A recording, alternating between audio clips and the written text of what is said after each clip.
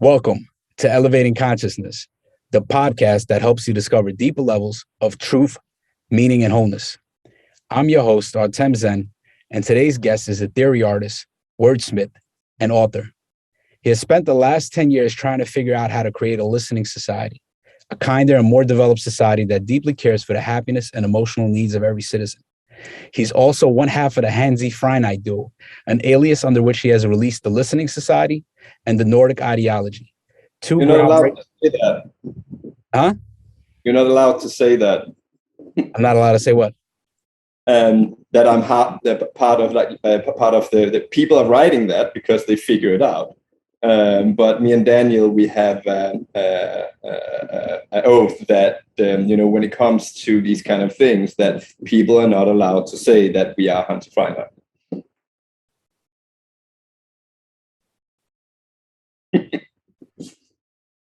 No worries, no problem. So yeah, I don't really even know who Hanzi is. I'm not even sure who Hanzi is, but he seems to be this this mystical philosopher in the Swiss Alps, and we're not allowed to talk about him. So I apologize that I brought him up.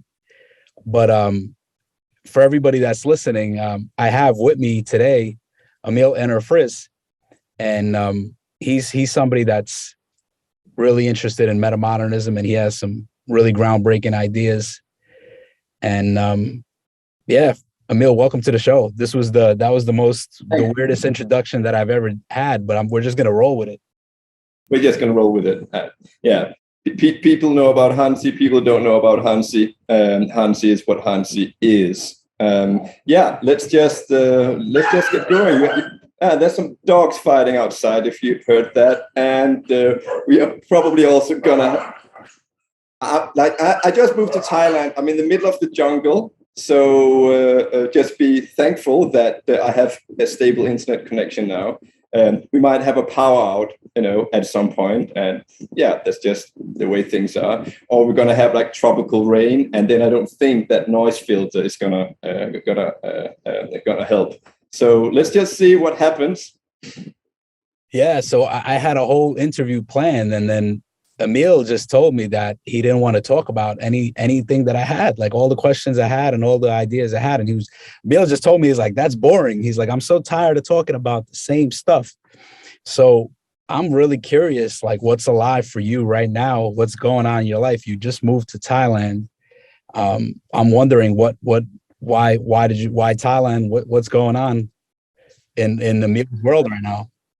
Well, I don't like the cold. I don't like to pay a lot of money to freeze your ass off, and then you have like Putin flying around, So I decided to come out here to Thailand, and the weather's just gorgeous. I live 50 meters from the beach, like white beach, like crystal clear water. And you have like the mountains, and it's just like all mine. Like it's actually better than the one in that movie, The Beach. And I live out here in the jungle. I hang out, like all the street dogs. They just love me. So I'm just like, I have like all these like more and more every day more street dogs are coming to me. I'm a dog person, and my beautiful wife lives on the other side of this. It's not a street; it's like a dirt track. So yeah, I'm out here in Thailand on a remote tropical island, and this is the place where I'm going to help Hanzi with the next book.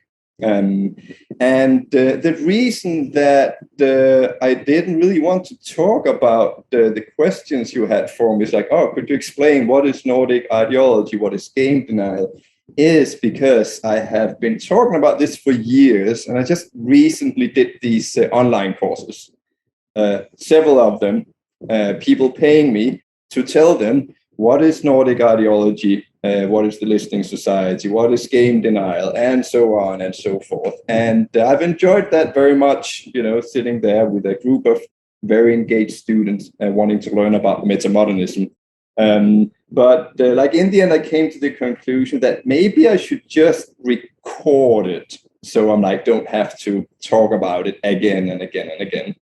And then it occurred to me that this podcast would probably be really boring if I'm bored myself explaining, okay, kids, Nordic ideology. We have these 6 forms of politics. And it's kind of like, a Montesquieu 2.0. I've just been saying the same things over and over and over again. Like, if you want to know what the Nordic ideology is, like, the book has just been released as an audiobook. So you have no excuses whatsoever. If you're like too lazy ass to sit down and read, and like reading is hard, man, it's out as an audiobook now on Audible. And you will enjoy this beautiful, beautiful voice of Hanzi Freinacht for 20 hours. Then you will come out on the other side much smarter. And then you are ready to join the metamodern, the metamodern community, the metamodern forum, and then we can start talking, right? Because me and Daniel, we kind of have this thing with people who wants to engage with us, that if you haven't read the books first, like read the books and then come to us, because that's kind of like the reason why we helped Hanzi at writing these books. Figure out what Nordic ideology, come back to me with enlightened questions, and then we on. Yeah. So I just read The Listening Society last year, and I just finished the Nordic Ideology recently, and doing a book summary and just really going deep into it. And I really feel like both of these books are very honestly groundbreaking. Like, there's a lot of stuff that I've never come across.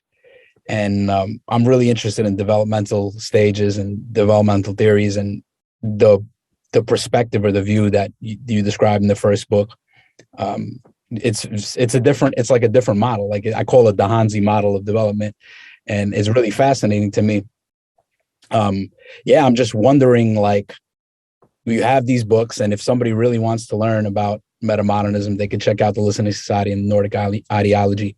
But where are you right now in your own exploration? Like, what's your edge, and what are the ideas that you're playing with, and like, what is the next book? What are the next things that you're going to be bringing to the world?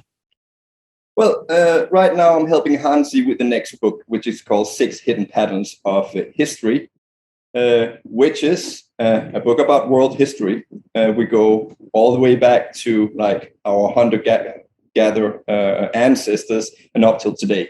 And we're going to explain history through these 6 developmental patterns that we are familiar with from the previous Hanzi books, but also from spiral dynamics and so on. It's like, actually what spiral dynamics and all these developmentalists brought to the table was basically just like one stage. Yeah, we kind of had it. We knew that, we have modernity, and then there's post-modernity, and then we said like everything before the French Revolution. Pre-modernity, and then it's like and then there's like prehistory. So what the breakthrough, like with spiral dynamics, is that, wait a second, what we term as prehistory, we can divide that into 2 stages, and then spiral dynamics is red and blue, and we have chosen to call it like Faustian and the post-Faustian. And like the post prefix is in order to show that it's like the same kind of fish as postmodernism. Yeah, it's like post-Faustianism is the antithesis to Faustianism, but it's like only like a cultural varnish. 6 hidden patterns of history. Hopefully that will be ready before I die. I think that I have some good conditions out here in Thailand to just kick back and not be stressed about money or Putin, and finish the book. So that's what I'm working on right now. Not going to do any more courses at the moment, but maybe next year we are thinking about doing this kind of like metamodern bootcamp. Because it's also, getting like tired of just talking about the same thing. We would like things to happen. Yeah. And so we were like thinking that if we want to do like some courses, like we don't want to turn it into like cash machine, and here I am again, it's like you need like to put like $1 dollar, in me in order to talk about this like over and over again. So we will just assume that people have read the books, or listen to the audiobooks. And if you haven't, you're not allowed on the course. And then we want to do this boot camp, where we will train metamodern activists.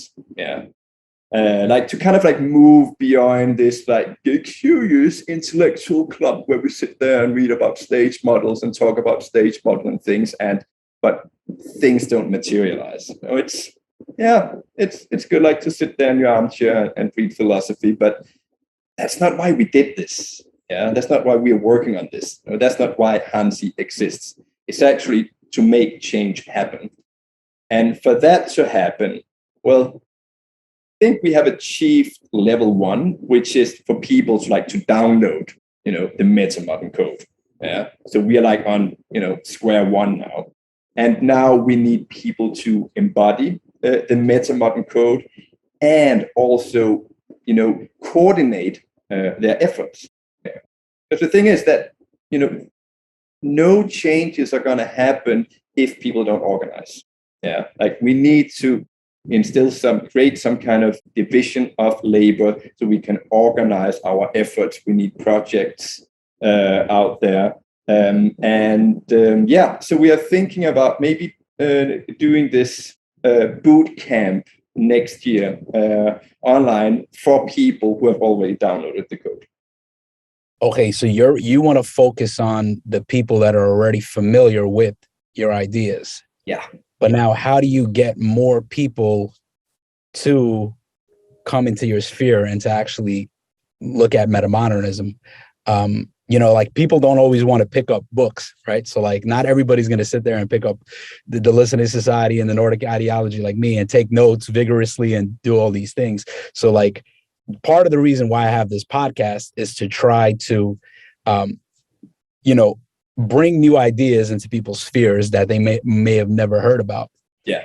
So I'm just wondering like what your perspective is on that, on getting new people, because I don't know how many people have bought the Listening Society and the Nordic Ideology, but it's probably not enough. There needs to be more people that are being exposed to these ideas because I really do believe like there is gold in there. Even if you can pick at things and dissect things and be like, oh, I don't agree with this or I don't agree with this.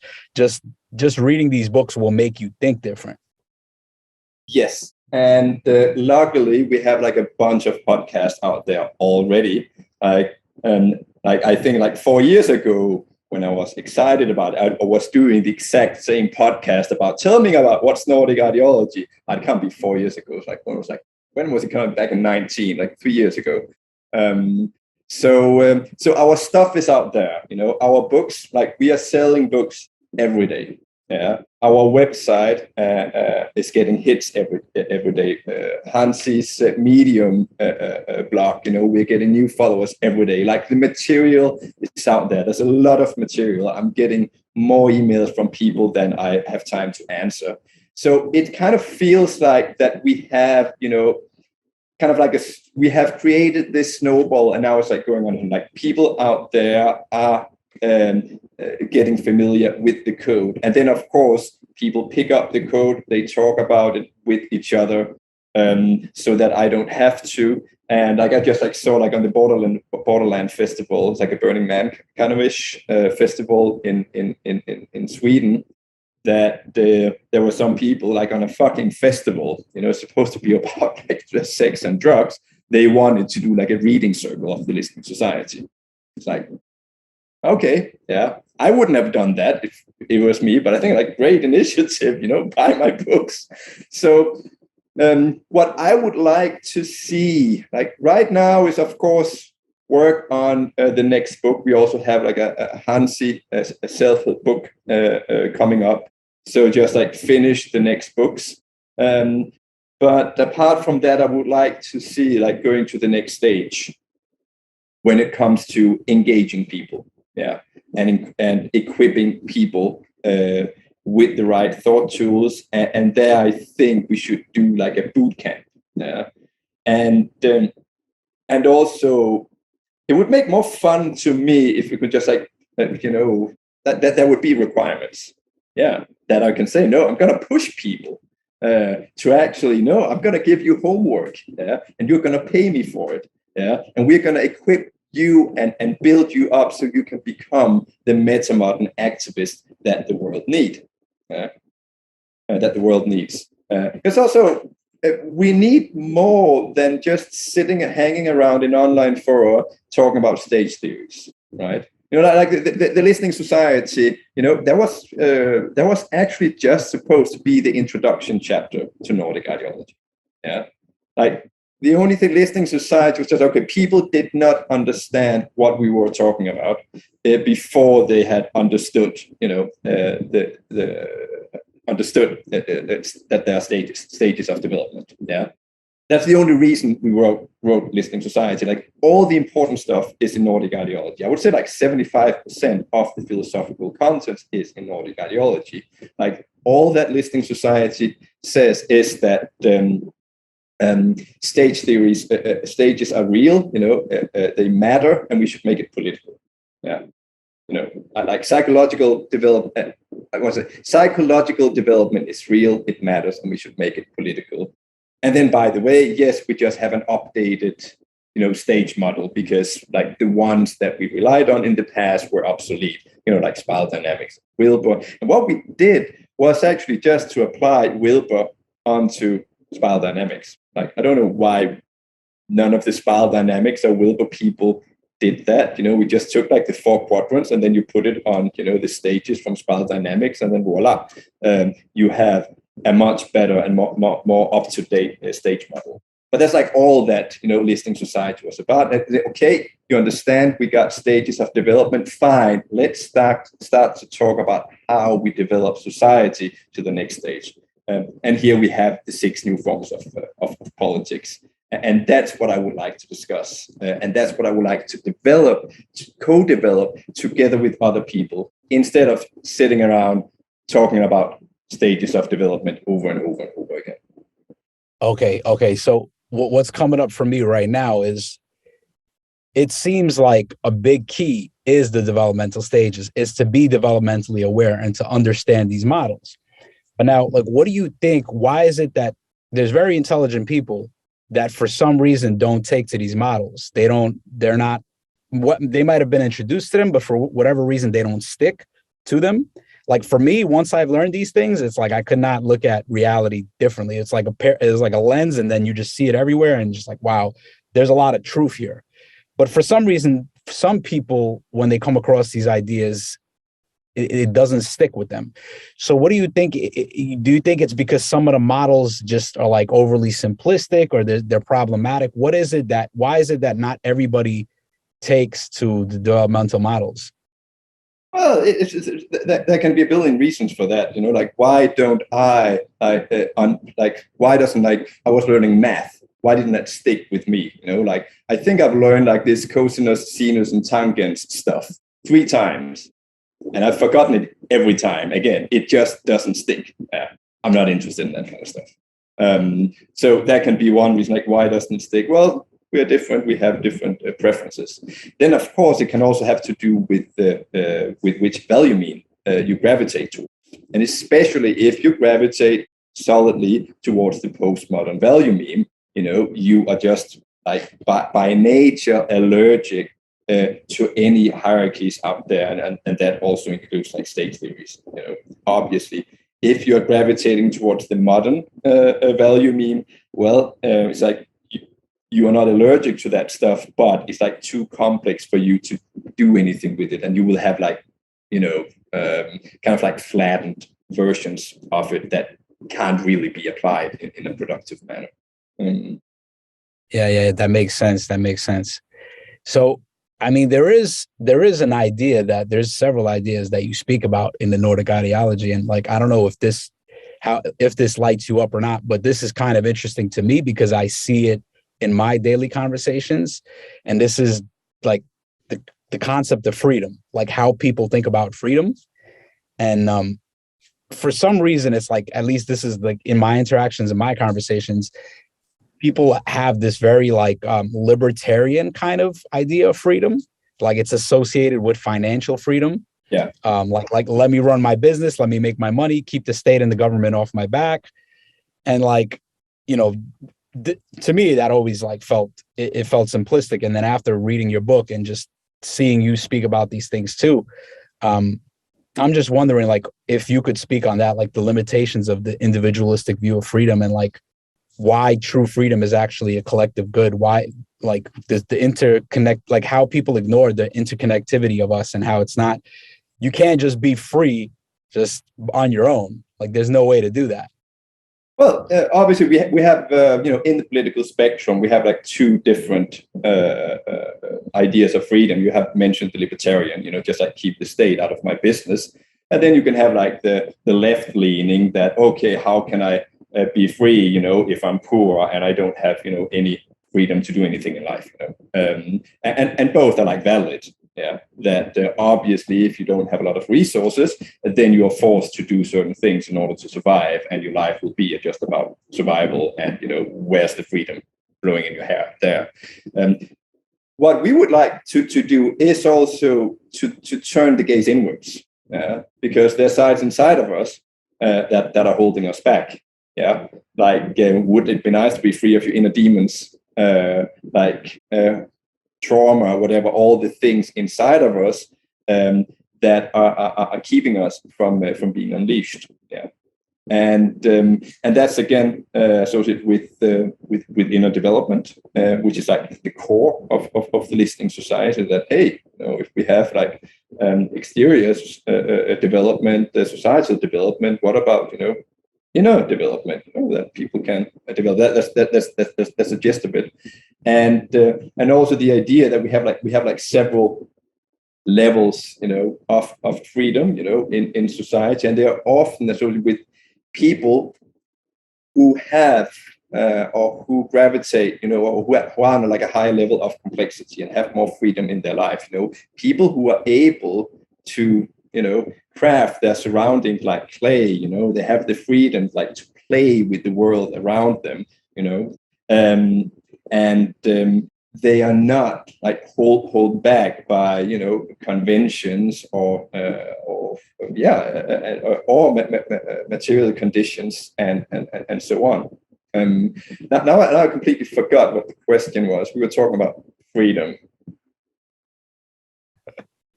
I guess that's what freedom is, not be bogged down by the past. Yeah, and just be here in this moment. But again, it's like when it comes to all of these things, freedom, equality, and so on. That okay, what happens if we gaze, if we turn our gaze inward, right? And the same with equality, that often we consider each other unequal because of like social construction conventions out there. Like, why am I and Elon Musk not equals? Just because he's got like billions and billions, it's like, yeah. Like if I would sit down, with Elon Musk and just like feel equal. Am I equal? Well, he got more money, yeah, but I'm probably got more of some other stuff. So it's also that if we could like redefine, but also make it like change the games of life. We're talking about game change, so that these things don't matter as much. Yeah, that because there's always going to be some people have more money, got more like success. But what if we could, create more like if we go back and like to the Viking era, that there was like the games were like very crude, and there was like one way to get success, and that was like to kill your neighbors and take slaves, and then if you lost in the games, to say like you lost your life. And now we like live in a much fairer and kinder climate. You get more chances, but still like a very crude game, and we measure that like in money and success. And what if we created a game where you could have like more roles, and if we could also create, we need to think about both inner and outer also, if we could create like a social structure so that you got more chances, so that the price of losing in the games of daily lives they weren't so severe. You got more chances, and it wouldn't take so much a toll on you, and it wouldn't be so important if you were a loser or a winner, if you understand what I mean. Yeah, wouldn't that give you more freedom? Yeah, it's like, okay, by your definition or by the definition of the past, I would be a loser. But we've just redefined the whole game, and suddenly I'm not. Yeah. Okay, there might be like a hole in my roof. You know, I live here with street dogs, and I don't have a lot of money on my bank account. But you know what? I feel good about myself. You know, I like me. Other people also like me. You know, and I have status. You know, because I'm Emil, the cool guy who lives in the hut in the jungle with the street dogs. We like him. He might be a loser by some obsolete definition, but we have rendered that definition obsolete, and now we have other definitions, and you can be okay about yourself. Because I think about it, yeah, when we talk about equality in like Western, like I know that right now a lot of people like they can't even pay their gas bills, but like often, you know, it's more a matter of hurt pride that being like at the bottom of the hierarchy of not being worth so much, you know.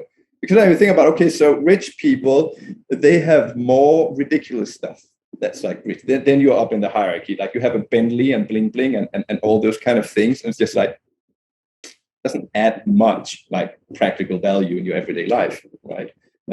But like you have that Bentley, you know, and that gold chain. And because then people will see you as having, you know, more value. So it's all like these little stupid games we monkey brain humans play with each other, that if we could redefine those games, in order for us to experience more freedom and more equality with each other. And I believe that we are not going to improve much upon those games if we are going to fixate, you know, on the economical game solely. Yeah. Because then, okay, as a socialist, you would just like take more money from the rich and then you redistribute, but like the stat hierarchy of status will still be there, right? Of course, you should still tax the rich so we can get free healthcare and education. That's not what I'm saying. Just saying. Yeah. This resonates with me, and I think that's part of the reason why I'm interested in the ideas in these books. It's how do we make society value the things that we can't see, right? The inner development, like you often can't see it. You can't see somebody that necessarily does some kind of work, some kind of deep psychological work, or meditates and does these things. I mean, you should feel it in your interactions with them, but it does seem like we don't pay attention to that, and we don't value it, and we don't give credit or recognition. Like you speak about that, like being a big thing of like, a lot of, you know, in our social games are about recognition. Yes. And I've seen this in myself. That like a lot of my suffering would be like, I feel like I'm not getting the recognition I want to get. And it would just be these patterns of like, I know I'm trying to get recognition. Like I see it in myself and I know that's what I'm trying to get and I'm not getting it. And there's like a suffering to it. And then like you just get to a point, you're like, well, how can I transcend this recognition seeking? And then it's this paradox of like, well, when you really do the inner work, you kind of, the self stops being such a prominent thing, and it stops being so important, and you start kind of, you care less. So, and I think these are one of the things you talk about is like, how do we get to a point where I think you call it equanimity. It's like, how do we get to equanimity, which is like a deeper level of equality, of where, you know, you look at it in meditation, equanimity is really like, I'm sitting here and like something's itching me, but it doesn't really bother me. Or like I'm seeing a thought and it's like a really negative thought, but it doesn't bother me. I'm in this space of equanimity. But you could also be in that kind of space in social interactions, or like, yeah, like Elon Musk has way more money than me, and like everybody knows who he is and everybody talks about him and nobody talks about me, but I'm completely like equanimous about it. You know, it's like being in this completely different space. But it's just interesting how when you get there, it stops mattering. You know, like if you get to that space of it stops like mattering anymore. It's like that these like little social games, they kind of become irrelevant. They're also like, it's like very illusory. Like it's like a big like social illusion. Because I think first I think about it. You're like super duper famous and rich. Most of the time it doesn't matter. Like you have like 24 hours, like 8 hours, you lie in bed sleeping. I don't know if Elon Musk sleeps better than me. Like, I doubt it. I have like a really good, and so it's like, okay, it's like being rich and famous. Those hours, are they like a higher quality? Okay, and then like sitting, like most of the time you're like you're eating breakfast, or you're like on the toilet with a newspaper, sitting there like on social media watching a movie, and then there are like a few instances where it matters, where, okay, you're being interviewed by someone, or like you're doing some work where people really consider you very, very important, and you can tell other people what to do. But like most of your day is like, doesn't really matter.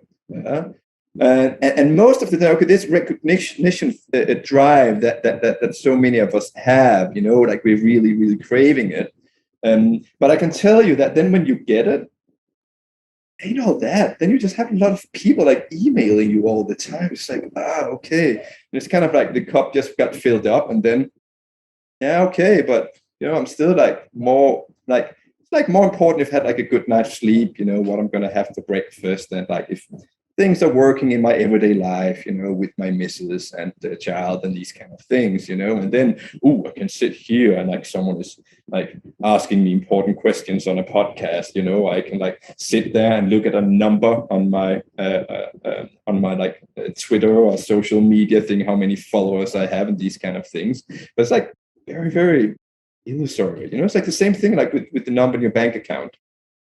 That, okay, like at a certain level, like of course, like you're really stressed out if there's not, but it's like, okay, imagine you had like $1 billion on your bank account, and then you can sit there and look at that number, but it doesn't really matter until like you spend, like, how much can you, like, I don't think I could spend $1 billion.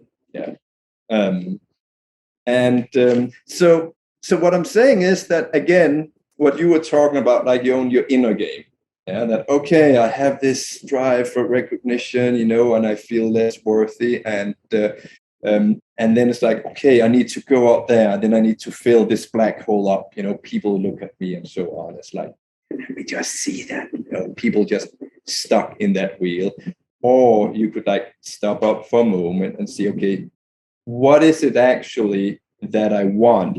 Is it really that I want to have the idea of like 1 billion people online looking at me right now, or is it something that I want to view myself as value? Yeah, that's really what we want. Like, we want to feel valuable to ourselves. I don't give, if I feel that I am valuable, that I'm worthy, if I just like myself, like, what would it matter that you have 1,000 or 100,000 or 1 million people out there thinking the same? Like, I don't have access to their phenomenology in any way. Like, all I want is just to feel good about myself, and I can achieve that, without having thousands of people out there giving that to me. I believe that what is important to humans, like, are these like things of friendship, love, and so on. Like, we know the recipe for a good life. Having people you enjoy spending time with, good social interactions with them, and then everything else are just like, so they don't give you so much, really. It's like, okay, you get a hit if someone suddenly you get like 1 million views, and then what? Like, if you have a troubled relationship, that's still after a few days of I got 1 million views. That's still what matters. So I don't really know what we're talking about now. I think we're talking about I think we're really talking about happiness, and I think we're talking about contentment and peace, and that's nothing that we're speaking about is like really profound. Like, a lot of these ideas are very simple, but then the way that people live their lives, and like I'll say that I fall into these patterns also. It's not like I'm in this space where I'm in complete inner peace. There is a lot of this kind of turbulent stuff and things and distractions and things that pull me away, and things that I'm potentially chasing that don't really make me happier, that don't make me more content, that don't bring me more inner peace. And that to me is fascinating. Even like how you framed like I don't know if people think about that. Like, oh, well, you sleep for 8 hours a day, or you hope you sleep for 8 hours a day, right? And then like you're doing all this mundane stuff, like using the bathroom. It's like, eating, like all this stuff. It's like it's probably not so much more profound. We'll stick with Elon Musk, since it's probably not, his meals are probably not so much more profound. Like, his experience using the bathroom, like even if it's a gold toilet bowl, is like it's not any better. So it's like what really matters, and it's like you said, it's like me being happy with myself. And to me, it's the way I would even simplify it even more. It's just being happy, like actually taking the self out of the picture, because when I'm thinking about myself, that's actually where all of the, all the disruptions and all the things that take me away from happiness. When I'm not preoccupied with myself, when I'm in the flow, when I'm in the present moment, where I'm just content, like I don't need anything. And like I have these moments, rarely, but they show up. And when they show up, it's just like, yeah, this is what it's about. Just this, very simple and plain. And then everything else on top is just the cherry on top. But for some reason, we overlook that. And it's like, because it's so subtle and so simple, and it's kind of like our base, like that's our true nature, is that kind of inherent peace. But the other things are just more shiny, and they're more, they grab our attention. And because everybody else is paying attention to them, this is kind of the Rene Girard, like mimetic theory, like if people are paying, whatever people pay attention to, other people also pay attention to. And if we're all paying attention to the wrong things, we all end up being collectively miserable. Exactly. But it's also like, we're part of this attentionalist economy. Yeah. And I'm just as much a part of it as you. And it's also, there would be no metamodern if we had not played this game successfully. Yeah. And I of all the time, when I was younger, I really had this, why aren't people listening to me? And then when people started listening to me, I find out, okay, it ain't all that. Now they like sending me emails all the time. Okay, I guess talk to them. But yes, so it's kind of like easy to say that if like a rich guy sits there, oh, okay, money ain't, it's not very important, but of course it's super duper important if you can't pay the rent. Yeah. And it's the same thing, with the attention out there that, right, like you, like so many others out there, that, okay, this is like my life. My life is about communicating ideas. And if people aren't paying attention to me, it's like, okay, why am I doing this? If no one is listening to your podcast, if no one is reading your blog, if no one is like, why are you doing that? So obviously it's easy for me to say that because, I have that covered.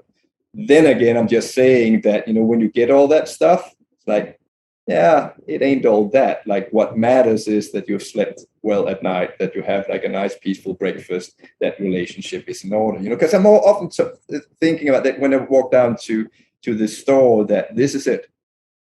This is my life, most of the time, I'm doing mundane tasks like going to the store or checking my email and and what I'm concerned about now is like, okay, I want all of those moments to be moments that I'm just happy about. Yeah. It's also why I moved to Thailand. It's like, okay, so this is my daily routine. I get out of bed at 11 o'clock, and then I go down to the beach to have like a morning bath, and then I come back, and then I eat, mango. Yeah, that's how I want to have my life. And of course, you need to have the means to build up that life. But what I'm saying is that, for most of what make us happy is that, are you happy with your everyday life, with the things that you are doing? Because like, think about, okay, if you're sitting, in front of a computer in Excel arc, and you don't want to sit there, you don't want to sit in that cubicle, in that office, in front of that, and you are doing it, because you want something else. I don't know, like that big car, or, you create a life, and then you need, okay, then I can get compensation by going 2 weeks to Thailand with all included, and then back to the cubicle. It's like, okay, is that the best way you can live your life? I'm kind of like feeling we're talking about like very, very like mundane matters, or very, it's becoming very banal, isn't it? Yeah, it's interesting, right? It is fucking bad. Yeah. But to like, this is what it is. This is what it is, and it makes me think of David Foster Wallace, because he had a speech about this, and those who don't know who David Foster Wallace was, he was a writer and like this kind of intellectual, and unfortunately he took his own life. But what he was speaking about exactly this. He's like, life is like, we think that life is all these spectacular things, but he's like, actually, you're going to have all these, he was given a speech to the college, and he's like, you're going to actually, as an adult, when you become an adult, you're going to have all this stuff, going to the grocery store, sitting in traffic, going to work, doing all this mundane stuff.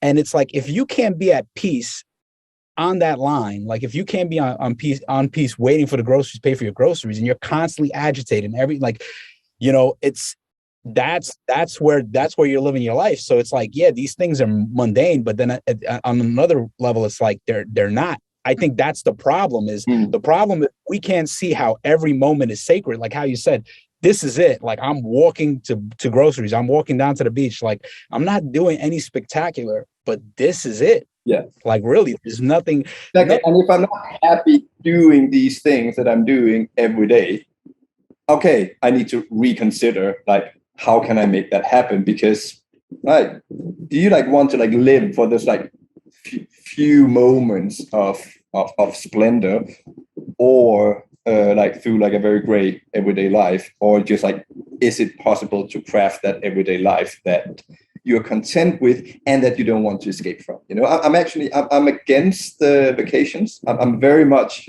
I think like tourism and vacations and all that stuff, I'm very much against it, that because I believe that if you live a life that you need like to escape from every now and then it's not a good life.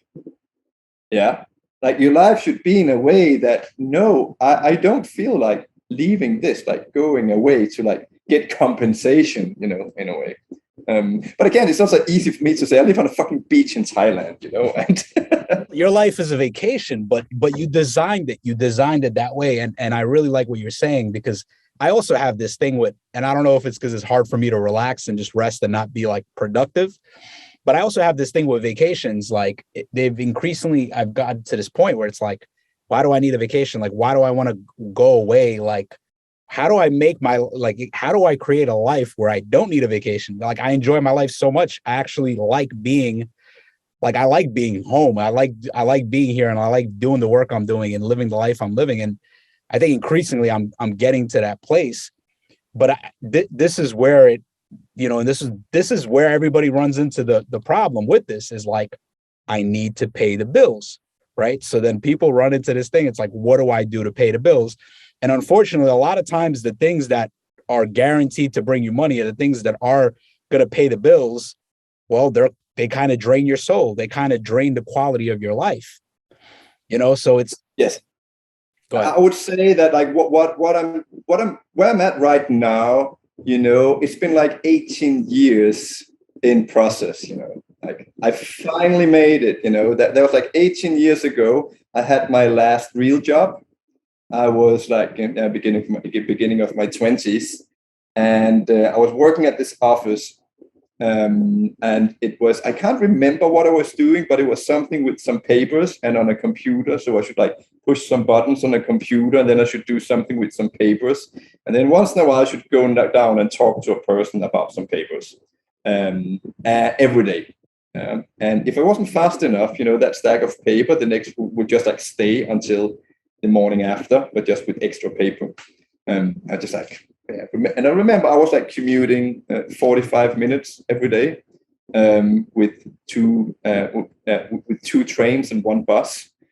And like November in Copenhagen area, and getting up really, really early in the morning, and then getting home in the evening. And I just remember to myself, I was like 23 years old then, all right, if this is life, because this is okay. I had a nice office gig, like, and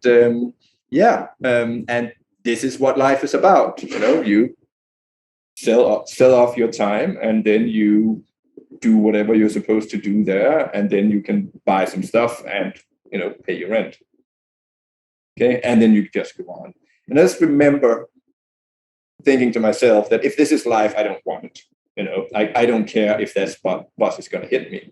And I remember I come to the conclusion, I must be depressed. I must be clinical depressed. So I went to the doctor and I told him how I was thinking, and then he was like, looking for symptoms. I was like, yeah, well, you don't have any of the symptoms of depression. I can try to give you some, like the doctors in Denmark are very generous. It's like so. So I got some pills, and then I could get a boner, and then it felt funny. But anyway, I came to the conclusion that it was not depression; that it was just like reason. Yeah, just like reason that I don't like this, like a natural response to a life that is not for me. Yeah, which is not like making me clinically depressed, which is just giving me such a negative emotions that I don't want to live. Yeah. So I have spent the past 18 years on figuring out how can I avoid that cubicle. Yeah. How can I avoid the office cubicle? I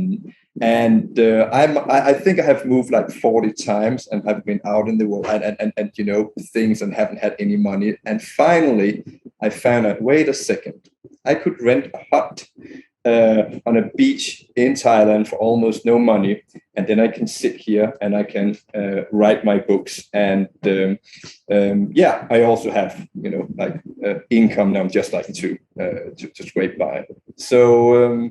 Yeah, I don't. Oh, damn, it's like so banal, like me talking about. I don't want to talk about the big theory. I'm just like sitting here talking about my own really banal life story. But isn't that what you're saying? That it is really fucking banal. Like I'm thinking about Putin, like these days. What it must like to be Putin. Okay, you just like started like biggest wars in second World War. Maybe it's going to be like the Third World War. And what does that feel like? Well, you still need to get up in the morning and have breakfast and wear my slippers. And I need to go take a leak, standing there. I just started World War III, but I still need to take a piss.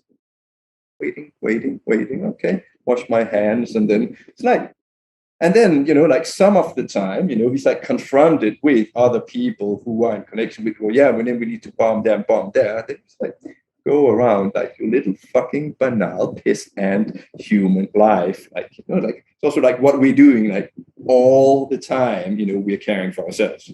Like doing a little there, scratching a little there. It's like very very little banal creatures, and then like we have this insane world system out there. Some of us can come out, between breakfast and taking a dump. And scratching our belly and doing other humane things. And then, push a button to like bomb like 1,000 people or some shit like that, and then we go back to having a nap and eating breakfast, eating lunch or whatever. It's like really strange, isn't it? Yeah, I don't know how you take a nap after pressing a button like that. But I think that I think what Carl Rogers, the psychologist Carl Rogers said, he's what's most personal is most universal. So I think actually you sharing your story is very relevant and kind of showing that, I'm not just sitting here in Thailand in my little Hawaii shirt, like chill. Like it took me a while to get here, and actually I've hit like lows, and it took me hitting these lows. It took me going to a psychiatrist, getting antidepressants, getting pills to try to make me feel better, recognizing that, actually maybe my depression is not like, there's actually a reason, and it's how I'm living my life. And maybe a lot of people's depressions, most forms of depression are actually from us living our lives this way. And like it's just something about that. It's like how many people that I know, like even recently I got out of doing doing a business that I wasn't enjoying. I know it wasn't for me. It was just like, it was a thing for me to make money. It was like, that's what it was. And I knew that. And I was like, eventually I'm going to get to this place, and then I'll do what I want, and so on and so forth. And, I was doing that with the things I wanted to do, but that was just, draining me and taking away so much energy from me. And I know so many other people are going through the same thing. And I think it's like, eventually like for some time, everybody's going to have to do stuff they don't like to do. You're going to have to do stuff that doesn't resonate with you. You might have to do stuff that kind of drains you. But eventually you're going to have to take some kind of a risk. You're going to have to take some kind of a risk. You're going to have to take some chances.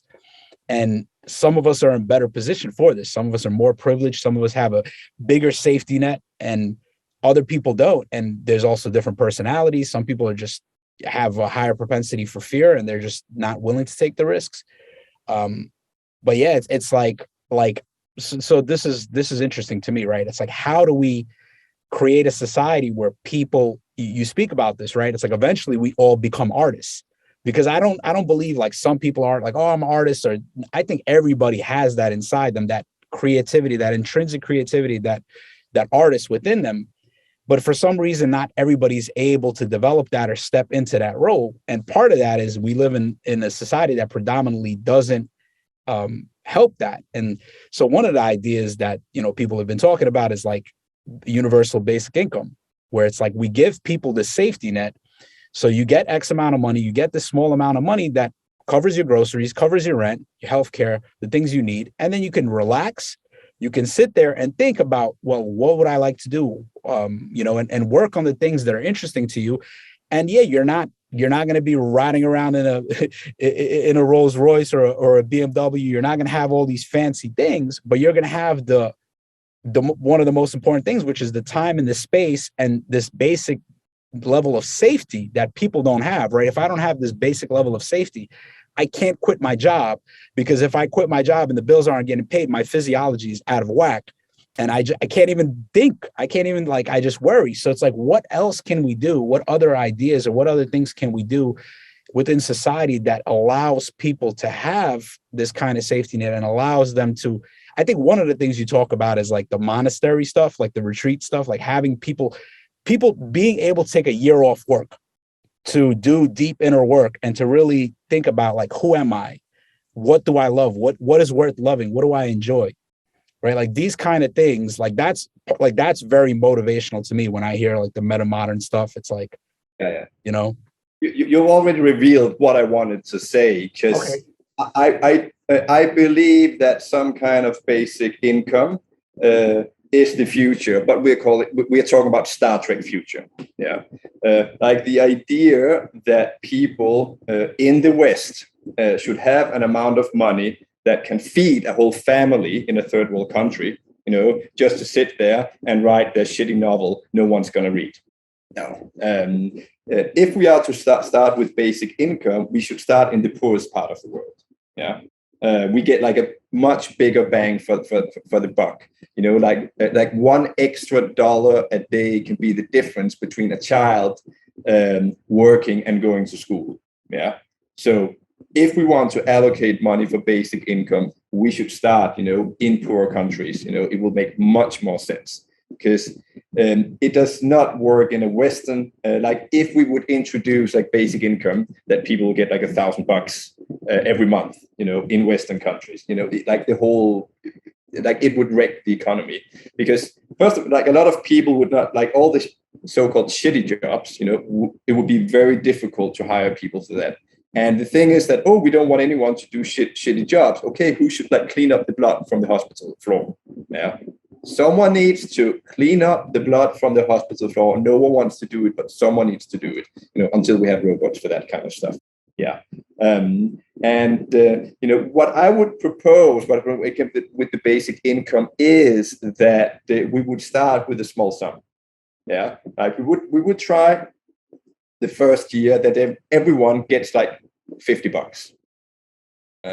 Then the next year, $100. Yeah, like instead of, we would say like 1,000, or like even some people are talking about like people should get like the equivalent of $2,000 every month, so to cover everything. So they can't do. The problem is also that, okay, you would get the money, but you couldn't get anything for it because everyone else also don't want to work. Yeah, so it would be difficult to get services done, and that's already the problem that we have now.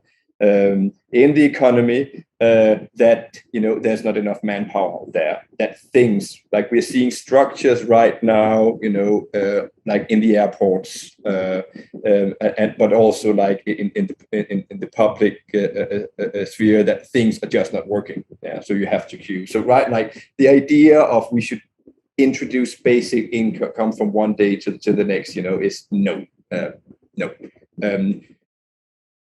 The idea is that, okay, we have all these people out there, who are not doing what they're supposed to do because they have to stress about rent and food. Okay, we provide the roof over the head and food on the table. Okay, money for everything else, you're on your own, but we create monasteries where not only are you provided necessities to do your work, there's also going to be a social structure to scaffold you. But also, that there's going to be a selection process, in these monasteries. Because, truth be told, most people out there who wants to write a book, no one wants to read. We don't need that. Yeah, like a little bit of like the market economy out there, and also the attention, like to select what should actually be produced, is a good thing. Yeah, and also like with myself, like would I have done these courses that the world wanted if I had enough money? No, I probably would have thought about, sometime we should, getting bitten in your ass is not that bad. Of course, it's like, it's like, this goal, we need to find this Goldilocks condition between being paralyzed by stress, and then get, a kind of kick in your butt to go out there and do something that the world needs. The market economy out there and the attention economy, it's like very easy in your terms. Like if people want to listen to your podcast, they're going to listen to your podcast, right? And the same thing, I was thinking about these metamodern monasteries. Yeah, that all right. I get in contact with these people every day. They have this brilliant idea, but no one understands what they're talking about, and they don't have the resources. So what we should do is that we should somehow find the funding for providing food on the table and a roof over people's head. And I'm actually thinking about doing it out here in Thailand because the costs are so low. Like we were thinking about doing it, in like if we were to do it in London or New York, like the prices would just be astronomical, like we would, And there were also some people trying to do a metamodern monastery in England, but it was just that people would have to pay like a lot of money to, because costs are very high in England. Like it just doesn't work. Like we should figure out a way to acquire some property, in a low-cost country. And then to find some generous donators, and then we should select the best metamoderns or the people who are in most need of getting this support, take them in, and then we live like a monastic lifestyle. Like we get up in the morning, we eat breakfast, and then we work, and then we do yoga, and then we work some more, and then we have meditation. And that would also help another issue that I think that just giving people basic income result, namely that either people are going to work themselves into a pulp, or they're just going to procrastinate. Yeah, because you're sitting there all alone at home in front of your computer. You got this grant or something, and then people are like, oh, but I'm here all of to create this support structure. I think that's very important, and that also applies to basic income in general, because I am positive towards the idea. It is the future. It is like the Star Trek future, but we need to have a lot of support structures already in place before we can do it. Because basically, like in Denmark back in the 80s, we like basically had basic income. Yeah, like back in the 80s, there was like huge unemployment, so they just gave, they just like gave young people money. You could basically back in the 80s, you could just live in Denmark without working, and they wouldn't push you to work because there weren't any work, and you could just like do whatever you wanted. Okay, did that create some like magical creative explosion. No, but we did have a lot of heroin overdoses. Yeah. So I don't believe that if we just give people money, that something, and maybe more novels will be written, but they probably won't be read. Yeah. Yeah, this that what you're talking about, this Goldilocks spot. Yeah. Where and to me the essential things, like how people develop, like this is what I found, the two pieces is support and challenge. Like if you have those in the right amount, then people grow, people develop. And if you don't have either of them in the right amount, people don't flourish. And I had a chance to, some people call this a metamodern monastery. I think I've actually Googled it and seen it pop up as like one of the first things that pops up. And that's it's called Monastic Academy. I don't know if you ever heard of it. It's in Vermont. Yeah. In the United States, and I had the privilege to go there to live there for 10 days and train there. Not a long. I have kids, I have 2 kids, so I was blessed that that my wife had some help and I was able to even go. And I was like the only person there that even had kids. Everybody else, nobody there has kids. But I got to go there for 10 days and I got to train, and I got introduced. I did a circling retreat there, and I got introduced to the practice of circling, which has been transformational for me. And I also got to meditate a lot and be in this kind of environment where everybody was doing this kind of inner work.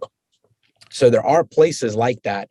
And like, I know there, you can go there, from my understanding, you can go there for free. Like you basically volunteer to just do chores and to work and do things, and you can stay there for free. You can do the apprenticeship program. And then they have like, like sliding scale things also, depending on how much money you make. And if you make no money, they just cover everything. And like places like that and experience, and like that, I've had these kind of transformative experiences in different communities. And this was one of them where I went there. I'm like, oh, this is, how do I create this? I'm from New York. I'm from Brooklyn. Like, how do I bring this back and create this over here? Because we don't really have this. Like none of really my friends meditate and do these kind of things. And I'm like, I feel kind of alone. And I'm like, how do I, and then being in that environment and having that around and just seeing how that support and that challenge, like you jump, like your center of gravity jumps up, at least temporarily. And then you go back to, back home, and you kind of regress and you come back down to your default. But these kind of environments, they really show people like where can I go next? What can I do next? And this ties back to, you speak about this, like how if we are to embrace a deeper freedom, we need a lot of support for it. Yeah.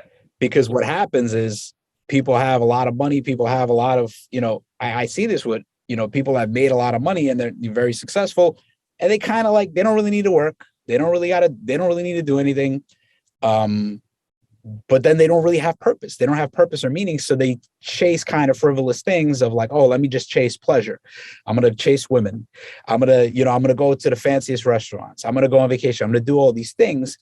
But eventually that's not what you really want deep down, but you don't know what you really want. So because people don't have that kind of support system, they don't have people that are doing this kind of awareness work, the coaches that can guide them to really explore their inner landscape and see what is true for you. They get into these kind of existential crises, even though they have more than enough money or more than enough resources.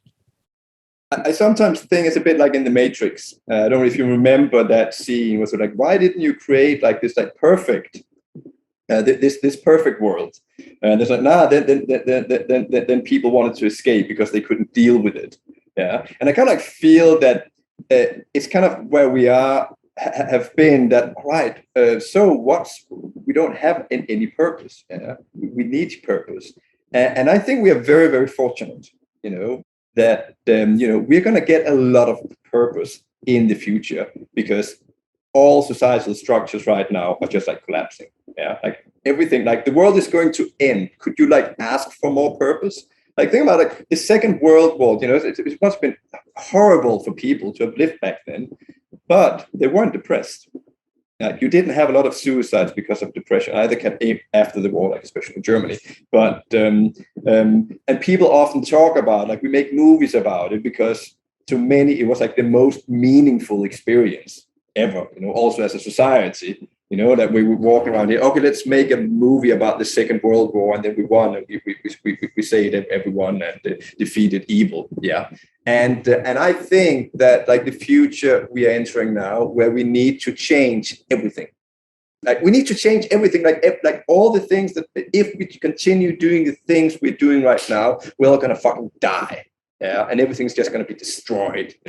Like, not only do we have like issues with like authoritarian regimes like Russia and China, we need to deal with Russia and China. We cannot have people like Putin invading other countries. Like, if we are to, it's just that it needs to be dealt with somehow.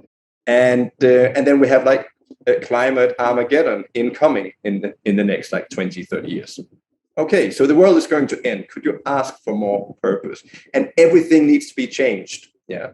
So it's also that, like, imagine like back in the days, okay, so I'm just gonna create this new ketchup, and then it tastes like ketchup more.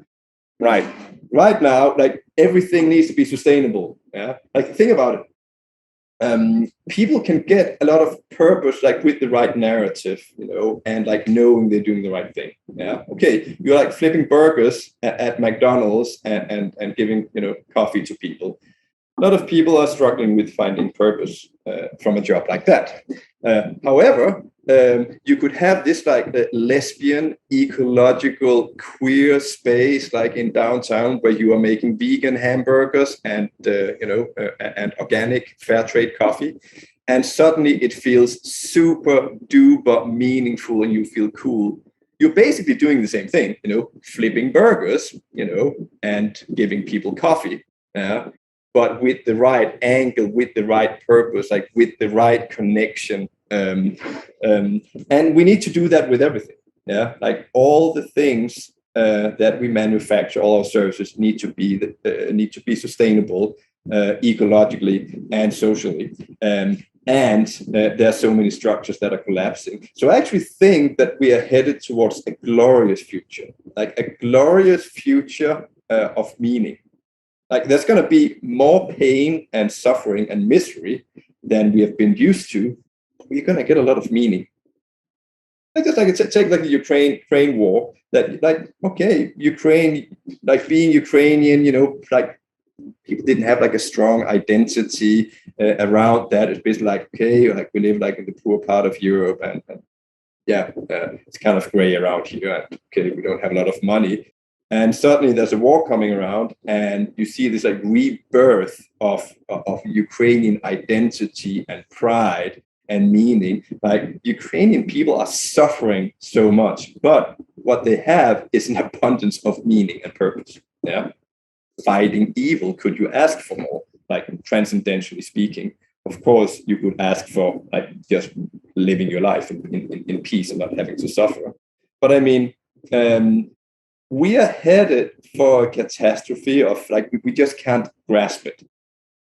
Like, the amount of pain and suffering and destruction that is incoming.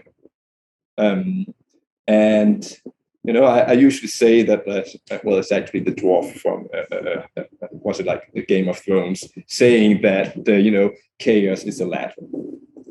And that's also how metamodernism is going to be birthed. Yeah, like, if everything were just fine, if the only problem were I feel a little alienated and depressed, that's not enough for metamodernism. For metamodernism to take hold. Yeah, it's only when shit really hits the fan and we run out of solutions that a new paradigm can be born. And it's been like that. Like, all paradigms have been born out of pain and misery. Like, just if you just think about like the modern value meme, like there was like when the printing press was invented. Like, what happened? Okay, we got scientific revolution. No, first we got 150 years of religious warfare. Yeah. And it took like 2 world wars to cement that, no, we are not going to be Forstins or post-Forstins anymore. Now it's like modernity. Okay, you all agree. You see what the Nazis did. That's what happened. All right. Everyone agreed that we were going to be modern. Yeah. And it's going to be the same with metamodernism. Yeah. We need bodies on the table. We need to be able to, you know what? Okay, dear modernists and postmodernists who simply don't know what to do with it. You see what's happening. We got flooded cities, we got wars, we got drought. We got people shooting each other up because they're just going absolutely bonkers from the media-saturated world they're living in. Psychological development, societal development, we have the solutions.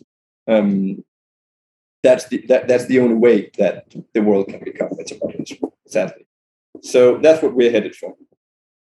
Yeah, it's like for us to get to heaven, we got to get through hell. It just seems like an inevitable part. I mean, this is like one of the things that I go back and forth within myself is like, well, do we really have to suffer? Like, does there have to be suffering? And it like always seems like to get to that next level of heaven, to get to that place of equanimity and peace, like you go through that dark night, you go through that suffering, you go through that struggle. And this happens individually, and this has also happened collectively. And we go through these cycles of, things where like there's prosperity and everything is great. And then things inevitably collapse. Like the systems, like capitalism for a lot of people is a great system. And now we're seeing all of the damage that it's causing and all the kind of limitations of it. Actually really curious that's another book that you guys are planning on writing. Is that true? Out-competing capitalism, I think you spoke about that. Yeah. That's going to be the magnum opus. After 6 Hidden Patterns, we're going to work on out-competing capitalism. Yeah. I'm excited about that. I'm definitely a fan. Like after downloading the Listening Society and Nordic Ideology and like sitting with it and chewing on it, like I'm definitely looking forward to all of the new Hanzi books. And there's so many ideas, there's so many things and so many pieces that are important to understand. And maybe you can speak on this, because this I thought was kind of fascinating. I haven't seen the developmental models applied to this, and that's the emotions. You spoke about like how the emotions actually develop through modern society and then postmodern society, and then what we're seeing now.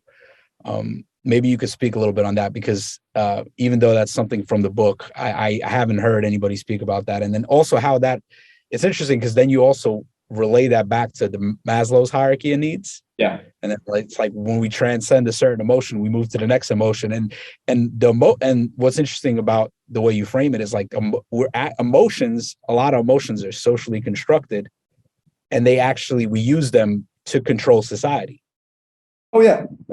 Well, we see a quite clear progression. Like if you go way back, like before, Christianity and Islam, like the big actual religions, society was built on fear. Like fear was like with the first pyramid building civilizations. They worked by fear. But like if you don't do this, we're gonna come and kill you, basically. Yeah. Or we're going to punish you. Like you see Hammurabi's laws. Yeah, it's basically you do this, you lose an eye. You do that, we're going to cut off your hand. Yeah, the fear regime. Yeah, and the problem with the fear regime is that it is very, very efficient when it works, but it doesn't work all the time. Because the thing is that you are only going to do what the ruler says, when a spear is pointed at you, or you're going to get caught. Like the moment you think you can get away with it, you're going to do that. Yeah. So it's like also why capitalism outcompeted the previous regime. We have like what's called like before we had money capital, we had like violence capital. It's like, why we have all these kings. Kings, they were all about organizing violence. But money capital, is like of a more subtle nature that you don't need to point the fistful of dollars at someone to make them do what you don't. Just like, okay, you're gonna get the fistful of dollars. Go do what I want you to do. They're gonna do it. And in the same way, we have with emotions, such emotions as guilt and shame.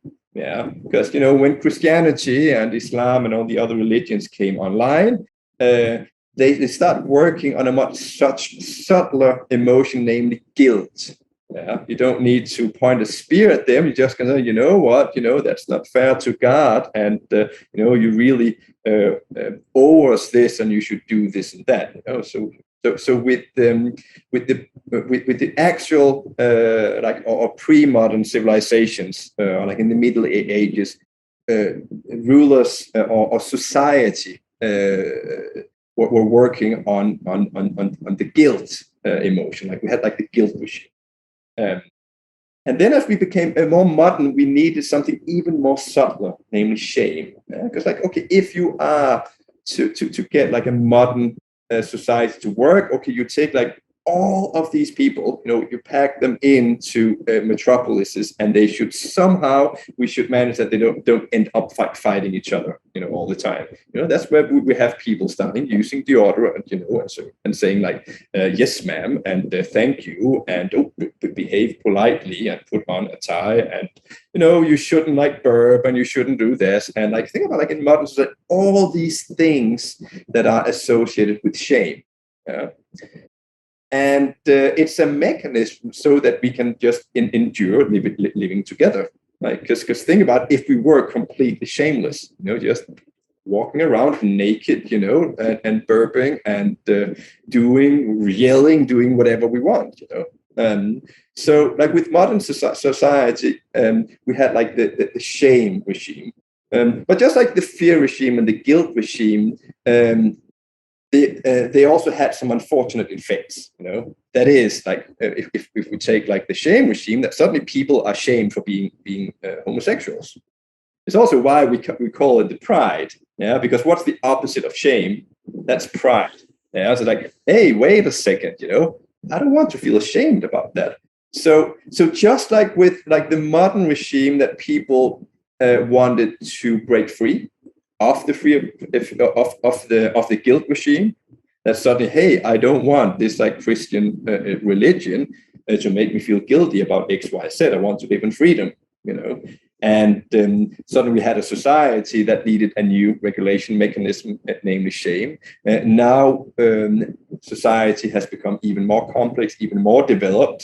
So we want to break free of that shame regime. Like we want to, we don't want to be like all tied up, and with a tie, and never not be ourselves. We want to be authentic. And we are now trying to break free of the shame regime. But then, because we still have to live with each other, we still have to have some kind of emotional regulation mechanism. So a new emotional regime is coming online, and it's called the sklavenmoral regime. We say it in German because we have Nietzsche with like slave morality. But basically, slave morality is about, you should not think that you are better than me. You should not think that you are someone special. Yeah. We also have the law of Yande, like in the Scandinavian countries, where that people shouldn't believe that they're special. You also actually see that in animist societies. They are often very egalitarian, but they are also very vigilant about remaining egalitarian. So the moment, like if someone has, hunted, been a very good hunter, like the other people in the tribe are like, that's nothing, that doesn't mean anything. Like they are very good at belittling the skilled hunter. The interesting thing is that among animists, hunter-gatherers, you see all of these like four regimes present. Just in a different, so that's kind of like a cyclist pattern going on here. But what we're seeing now, like as society is becoming more postmodern, and as postmodernism is breaking free of the shame regime. We're going to be pride. We are not going to shave. We are not going to put deodorant on. We're just going to be our authentic, organic self. And there's nothing wrong about, being the way we actually want to be. But you shouldn't think that you're special. And you see that all over the place now, whenever people think they're a little bit special or they have something new, that we are very good at belittling each other. Yeah. And also like, no, you're just like me, part of that. There are no special people out there.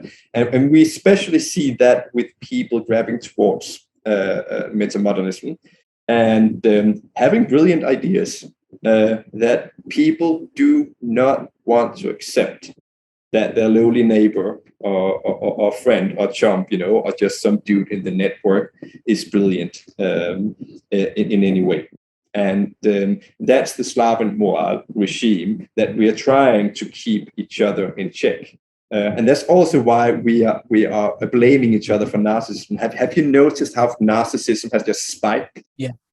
Everyone seems to be a narcissist nowadays, or also everyone seems to have like ego issues. Yeah. And you should do some shadow work and you should get down to earth. Like, these games are just like all over the place right now. And this is like a very natural process. And you can see that among hunter-gatherers. And it is about, us in the social structure just trying to keep each other in check. Because in a society like ours, in a postmodern media-saturated reality, in an attention economy where everybody is screaming for attention, where you need to be special in order to succeed. Yeah, like in the modern regime, in the industrial regime of serial production, just being like everyone else would be a great thing because then you fit in, then you can be productive. But nowadays, you need to be so fucking special, because otherwise you don't have a job. If my books are not special, they don't sell. If there's nothing special in the podcast, no one is gonna listen to it. You need to look special. You need to be a special person in order to matter. Like, you even need to be special just to be valued, because the worst thing you can do is just to be normal, and mainstream and average Joe. It's actually better to be like completely miserable, fucked up, than just be average, normal, well-functioning, right? So in a game where the most important thing is to be special, and if you succeed at being special, you will be well rewarded. Everyone is trying to make sure that no one else is special, because and it wouldn't work. Like, imagine like a social setting where everyone is just a diva claiming to be super duper special and one of their kind, and everyone should listen to them. It wouldn't work, would it? Again, that's what we're fighting now, because if we are to be unleashed as human beings, we need to break free of that sklavenmoral and not care about what other people are thinking about, and all the psychological means they try to put you down or hold you back.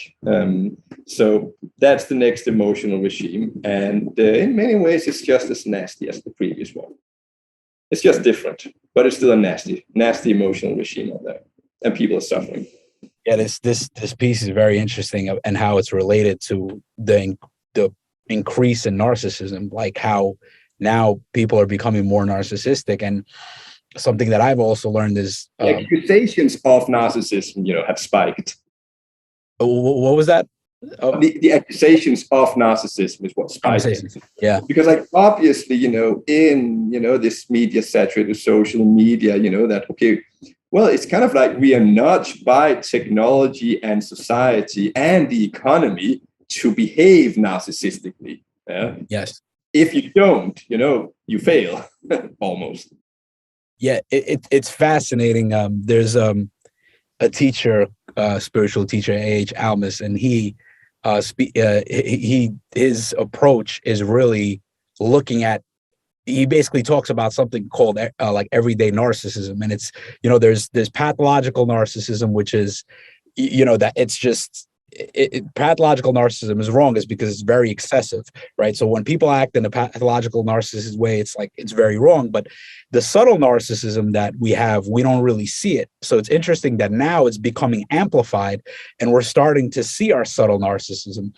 And I'm wondering if that is actually necessary for us to see these narcissistic patterns within ourselves to transcend them. Yeah. And then if we do transcend the sklavenmoral, like this thing, we become free because we're no longer tied to our identities. We're no longer tied to our identities, and our identities really are social constructions. They're social identities. You only are who you are, or who you think you are, based on what other people reflect to you. But once we kind of move away from that, there's a kind of fluidity of being, or this kind of freedom. And it also ties back into this other idea that people are actually being narcissistic because they don't see their inherent uniqueness. We're actually disconnected from our inherent uniqueness. We're all unique. Every person is special in some way, and we're all ordinary. Like everybody's ordinary. It's like these two things, that you're ordinary and you're also unique. And it's like, how can we hold both of those? It's like, yeah, I'm completely ordinary. I'm not special. I'm not better than anybody, but I'm also, there's never been a me and there's never will be a me, just like there's never been a you and there never will be a you again. Yeah. Well, it's both and. Like, first of all, when you say, yes, like narcissism is actually like a psychological disorder. It's actually on the same scale as like psychopath. You have like psychopath are the words, then you have sociopaths, then you have narcissists. And they're completely obsessed about themselves and not other people, and they don't behaving nasty to other people and like playing all these psycho games. So that's like the medical definition, the psychological definition. And then there's like narcissistic behavior, which is that, we are obsessed by our own self-image. But it's both and, because, all right, in this world we're living in where, okay, you need to go out there and sell yourself, or you need to sell your self-image. Well, it's kind of stupid not to just be a little bit obsessed, or at least concerned about yourself. You need to preoccupy yourself with your self-image if you are to succeed in this marketplace. Yeah. So I'm also okay. How should we deal with this? Well, if your way of succeeding with your life mission, what you want to do, is to focus on your self-image, put yourself out there, spend a lot of time, so be it. The question is like your inner game, yeah. And because I mean, if you have this desire, like to be special, to be seen, and it's just this, endless hole that is never going to be filled up. You will need to work. It's pathological. But if it is just you have like if you can have an instrumental attitude to your self-image, then you can work as much with it, in order to achieve the things you want to do. What was it? I forgot like the thread now. We were talking about the self-image. We were talking about. I forgot the point now. I simply forgot the point now. I was coming like all this long way. I had the point, and then I wanted to come to it now. It's completely gone. Yeah, I completely forgot what I was to say. Have I told you that it's like that is 30 degrees here? Well, 30 degrees where? Because it depends. 30 degrees is it's not Fahrenheit. Yeah. So it's really it's hot. It's hot where you're at. Yeah. It's great. Yeah, I'm sitting in AC right now, but if I step outside, it's 90 degrees. For me out here in New York, we also get the scorching hot summers. I've been to New York in the summer. It's like walking around in an oven. It's just like completely dry. It's not too much fun. It's not too much fun. But I just, if the idea that you had comes back up, please feel free to interject. But I just wanted to say that I appreciate you kind of letting go of social conventions and telling me that you were actually bored by the questions that I wanted to ask you. And I'm hoping that whatever that it was at the beginning, it was kind of a little bit because I always come prepared for my interviews. I always have prepared. I go back and forth. I go with the flow and what emerges, but I also have a little structure. But here it was more like I'm familiar with your ideas, but you were just like, you kind of cut the safety net off for me. So I'm like, oh shit, like how are we gonna go back and forth? But I really enjoyed this conversation. I feel like we got into a good flow, and I hope it was engaging for you. It seemed like you were fairly engaged. Yeah, that, you know, I think likewise. Yeah, I enjoyed talking to you too. I don't know if it became a very good podcast. Maybe I was just like chit chatting. Maybe I should go back when I have the energy to do these talks about what is the Nordic ideology, and then we can put out a little PowerPoint presentation and go through everything. Yeah, maybe it was too banal. Maybe it's boring to people out there. Anyway, I enjoyed talking to you, and I've never met you before, and I was also curious about hearing about who are you and what are you doing? Brooklyn, Metamodern Monastery in Brooklyn.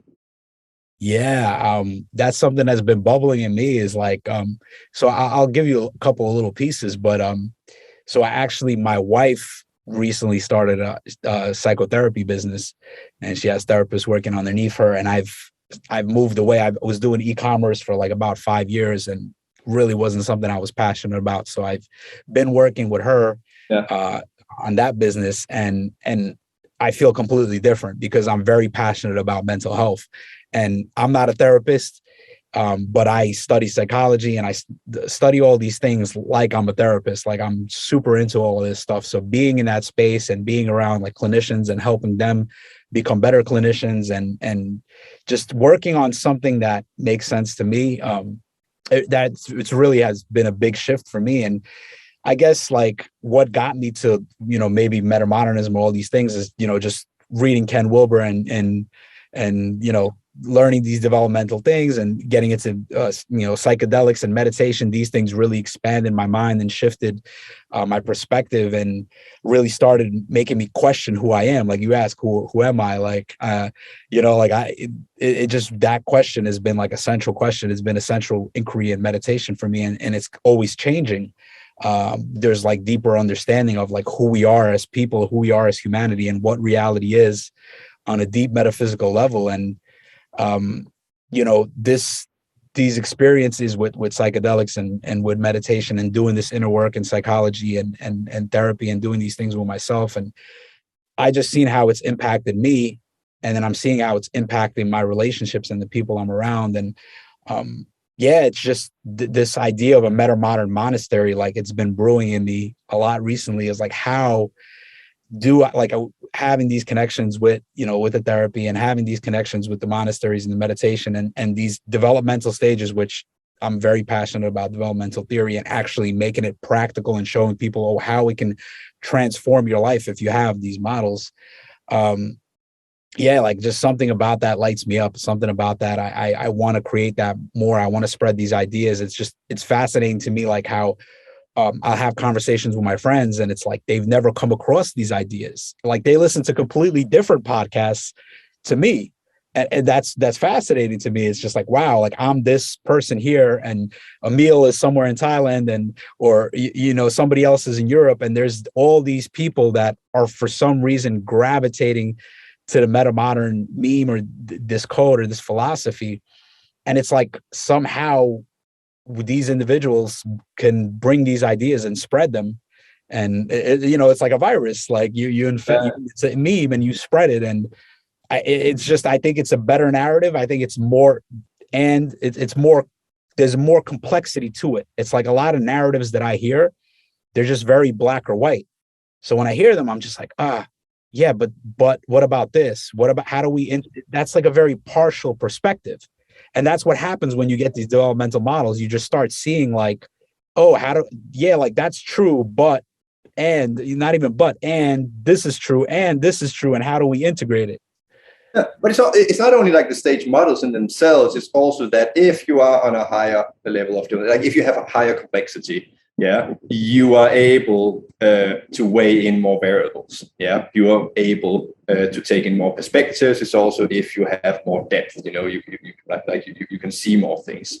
And then you walk around in this world, and then other people are not seeing the world, as nuanced as yourself. And then, it's only when you come across, a bunch of freaks, in the Metamodernism forum, people who read the same books. But that's also like the problem. I wouldn't say problem, it wouldn't, if we hadn't had the internet, it wouldn't have worked. There would just have been like one single freak somewhere and not connected to the other freaks somewhere else. So it's because we have the internet now, we could say, okay, there's like a group of people on the same wavelength, and I really hope that Metamoderna and Hanzi is going to give us, that shared language. I see that's our prime objective, because like people somehow they just jive. They tell us that, I wish I could have said that, and if I had the words, like you gave me the words to say the things that I was feeling. Yeah, all right. It's because yes, for some reason you're just gravitating towards metamodernism without knowing it. We are trying to provide you a language. And I think that has worked right now. We have people using the same language. You don't need to explain. And we have found each other. Our network is expanding every day. So next step is like, what do we do? Because it's just like, all right, then we sit here and have a talk, or people join one of my courses, and then we sit there, the group or in the forum, and then you walk back, and then you are like, again, the only metamodernist in the village. We kind of like need more than just meeting online. Yeah. I don't think that metamodernism is going to be, at this particular geographical location. Like, it's not going to be like San Francisco in the cities, 60s, or like the Frankfurter school at that university campus. Those days are gone, These things are always going to emerge online, but we need to meet, and we need to meet at the event. Yeah, that there needs to be events, metamodern events, where metamodernists can meet and mingle, and from there, real stuff can emerge. And then we need like little hubs. Yeah, little, we could say like clubhouses, monasteries, whatever, where, that are places for metamodernists to meet. And I'm impatient. I would really like to see that, because it's also, why was I bored? Okay, yeah, I just turned 40. And like 10 years ago, I was a young man. I think, wow, we have these brilliant ideas. Let's go out there and change the world. We tried to create a political, but like nothing worked. Like people just didn't understand. And only now, 10 years after, we have achieved what we thought would take half an hour. Yeah, that just people to understand what the fuck we're talking about. We thought we could just like say these things, and then people understand it, and then we could like start acting. But now it feels like people are getting it, and now we need to act, or maybe we need to meet. We need to, or we need to build up a metamodern culture. And it's also like, if you've been at one of my courses, or if you're going to read the next books, like what I'm saying is that art is always first. Art is always first. If you're looking for the first instances of a new emerging meme, always go to the art world. Like, think about it. What we today call modern art. It's postmodern art. Like, look at Picasso. It's not modern art. It's as postmodern as it gets. And Picasso, that was like more than 100 years ago. Yeah, that's like, in the late 19th century. That's when postmodernism emerged in the art world. Only later did it spill over in like to social change and society and politics and so on. And it's the same with the modern metameme. When did it emerge? Well, it emerged in Renaissance Italy, and in Flanders, in the Netherlands, where suddenly we went from having these kind of 2D children drawing in art to suddenly there was perspective and it was photorealistic. Yeah, suddenly there happened something. That's like the most modern art that is. When you try to make like a one-on-one representation of reality, correct, that it's like that's when modernity emerged, and that was like in the art world. So metamodernism is not going to emerge as a social movement. Yeah.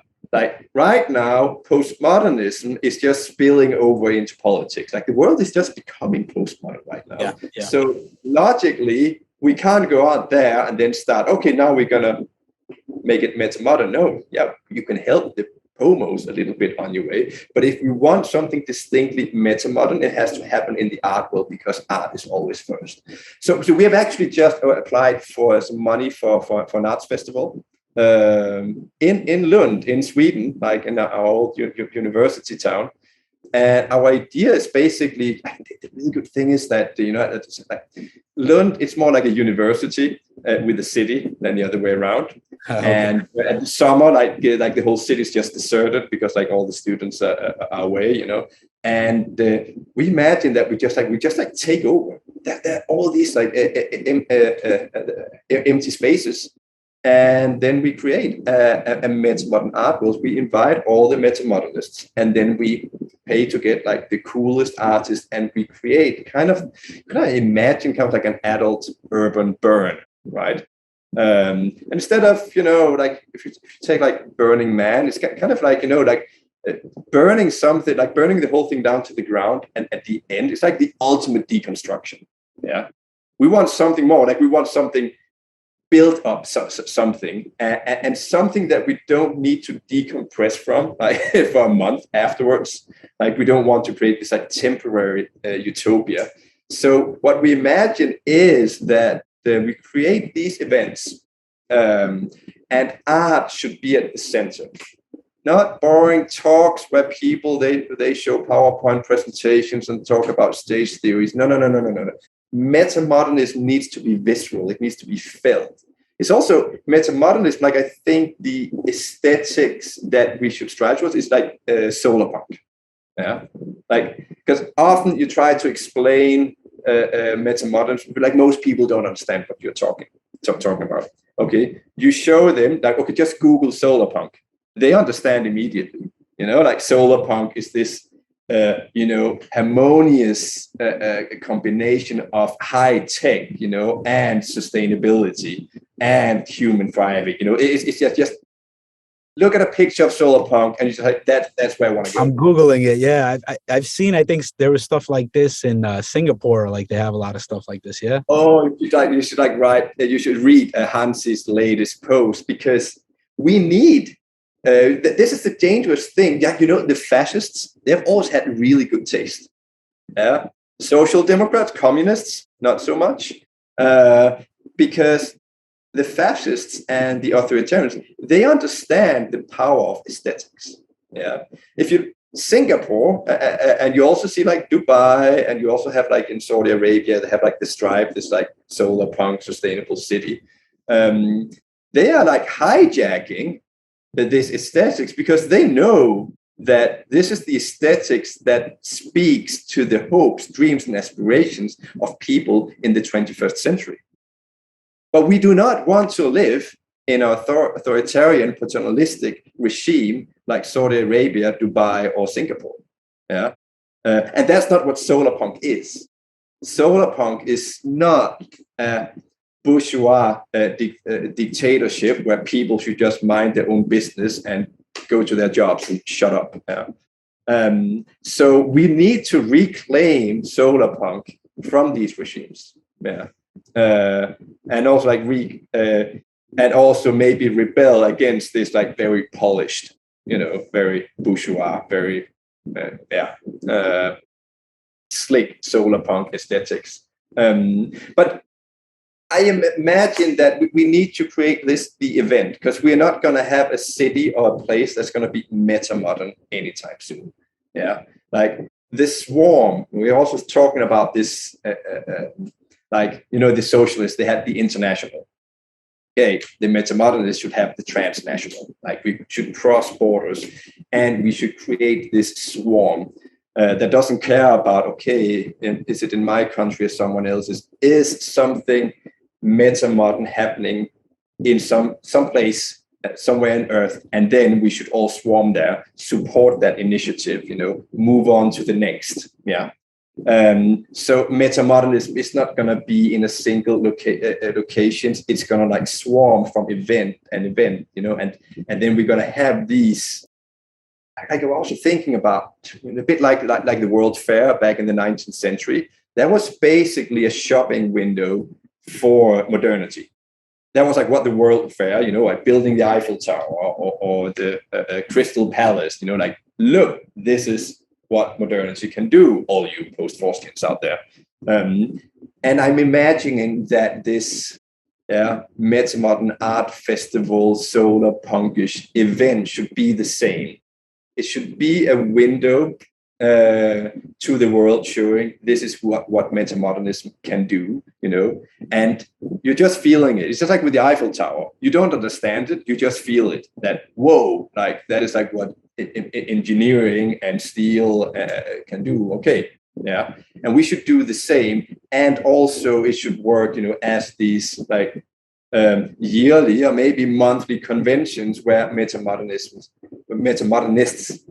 can meet, mingle, and create, cooperation, organize themselves. Yeah, that's what I want to see after I have finished the next book. Because like this is going to be the last podcast I do this this year. Now I'm going to focus fully on just getting this book done. Hanzi needs some help. Yeah, I feel honored that I'm getting the last podcast, and like I'm inspired by what you're saying about bringing it back to art, and I can share a little bit more of how that like relates to me. I'm also an artist and a rapper, and before I had all these other things of being an entrepreneur and doing this podcast and doing all the things I'm doing now. For a while, I pursued being a rapper, and like that's what I was doing. And, you know, then I hit certain ceilings, and certain pressures, life pressures started squeezing on me. So I had to kind of change my pathways. And yeah, like I still have the music in me, and I still been doing it here and there. And it's interesting that you say that, because it makes me also want to come back to the music. And it's like, well, how do I allow these metamodern thoughts, these metamodern thinking to come through in my music and like contribute in that kind of way, not just in, you know, creating book summaries, not just in podcasts and this kind of intellectual, kind of more left brain kind of thing. How do we bring it back into the holistic, like the music, the holistic vision, the right brain vision of seeing the big picture? So that's very inspiring to me. And I see that you're pulling out a saxophone. So I wonder if you're going to play us some wonderful stuff. Well, I think maybe we should jam sometime. We could come out here. This is a Christmas present from my wonderful wife. I had this. I can't play it. I found out that it's incredibly loud. That's also a reason like I'm moving out here in the forest, and no one can hear me play it. But I had these dreams. Actually, like a few years ago, just before COVID hit, I had this dream of playing the electric guitar. Yeah, I was playing really well in my dream. I was just like, that's a nice dream. And then I had it again the night after, and again, like 3 nights in a row, I was dreaming just playing the electric guitar, and I can't play the guitar. And then I said, okay, well, it's an obsession. I can't think of anything. I just like had this, really interesting experience in my dream. It was, I was feeling very alive. Maybe the thing that I needed at the time. So I went to a music store, and I said, I can just like look, like I've never had an electric guitar in my hand, so it's just like trying it. I didn't know what to do, just like didn't. But then it just occurred to me that I could actually just buy that guitar and an amp. And then I had like this energy going through my body, and just like, whoa. And it's like, no, of course not. That's ridiculous. I don't have that much money, and so on. And then, I put the guitar away, and then after a while, yes, I just like felt this like almost Kundalini energy. So I impulse bought, an electric guitar and an amp without knowing how to play a single note. And then I came back. I was like living at Daniel's couch at that moment. His girlfriend, now his wife, was not like super happy about me like living on the couch. Emil, he lost his job. He doesn't have a lot of money. We need to help him out there. And then I come out, I have like eyes like that, almost like, ecstasy, like completely black. Yeah. And then look what I bought. And then they just had a fight. And they're like, but Emil, you don't play the guitar. No, but I can learn. And I had a bit of a fallout there with Daniel, like mostly because of his missus. But I still to this day say that that's like the best purchase, because I actually learned how to play the guitar. Also like during COVID, like one of the few things you could do. And last year I had similar dreams, but with saxophone. So I'm trying to learn how to play the saxophone. It doesn't sound very good. I'm not gonna ruin your podcast. But I believe that for metamodernism to succeed, and also for us to be happy as human beings, that to pursue that part of us, doesn't need to be so serious all it. I have seen and so many people out there, and we sit there and they want to sell their books and all their theories. Like, please, just if you have that in you, that artistic side with rap, like just pursue it, because we're kind of like duping ourselves into believing that we're doing so much important work out there that we shouldn't play. Yeah, it's just like, no, I'm serious. I'm writing this paper, so I shouldn't waste my time on playing an instrument that you don't play very well. Because obviously I'm never going to become a professional guitar player or saxophone player for that. But it gives me pleasure. And I also think we should just like cherish being amateurs at artistic things, because often, I'm also like drawing and these kind of things. I'm not going to sell any drawings, but I think that we are like pressured so much to be so special, to be so professional, and then if we don't excel at it, then we should stop. But I think that maybe we should spend a little more time playing saxophone or guitar or rapping than obsessing about stage theories online and writing long papers. But that's just. Yeah. But I would love. Maybe we could do that sometime. If you could rap, we could put in some beats, add some saxophone, some electric guitar. And then we could take it out for a spin at the next Metamodern gathering, the next Metamodern event, the event. I think the name should be the event. The event. Just the event. Yeah. I like that's Metamodern. That's really Metamodern. I just bought a new microphone and a new some new headphones and stuff, and I'm in the studio right now. This is not where I normally shoot my podcast, but this conversation is just very relevant to like what you're saying, and saying that you just got a guitar and the saxophone. I just got a brand new mic and new stuff, and I also feel like the Damon is calling me, like, you gotta create. You've been doing all this intellectual stuff, which is great. Yeah. And it's like, all right, bring it back around and just speak your truth straight from the heart. Because I also think that if you're joining this game, like you're in for the long haul, like for the long game. Yeah. And what we are working for anyways is for struggle to be reborn as play. Yeah. Like, we want to live in a state where we don't work, but where we play as much as possible. And I also think that this quest to create a listening society, metamodern society, what you will call it, we need to be playful if we are to succeed. And also, it is in the metamimetically mathematical logic, namely that art is always first, and art is play. Yeah. So if you can like develop, maybe think a little bit about more how you can develop your artistic side, then sit there and how can I develop my cognitive to the next complexity stage. Yeah, I love that. Just do whatever you want. Yeah. Obsess about state theories if you want to. I just tell people what to do out there. Yeah. Well, I think this is a good place to end, and I think we had a fascinating exploration and a lot of wide-ranging topics, and I really appreciate you coming on and sharing some of your wisdom and some of your perspective, Emil. Yeah, and it was wonderful to talk to you, and I'm happy that you agreed to me just spoiling your plans completely. And then, I mean, we've been talking for a couple of hours now, so you can just like cut out all the banal stuff if you want. Yeah, I think all of it was sacred. None of it was mundane. Yeah. So we're just gonna leave it as it is. We're just gonna leave it from the interruption all the way through and allow them to soak in it.